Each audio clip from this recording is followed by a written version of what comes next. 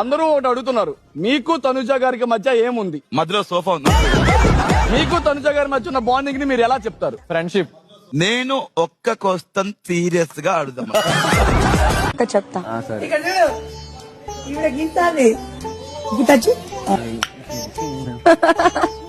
Blue sofa నా కోసం అనుకున్నా. సరదాగా కాసేపైనా సరి జోడైనే తోగున్నా సరిపోదా నాకీ జన్మకి చిరునవ్వయ్యో సారైనా చిగురించాలోకంలోనా ఇది చాలే ఇప్పుడీ కొమ్మకి ఏది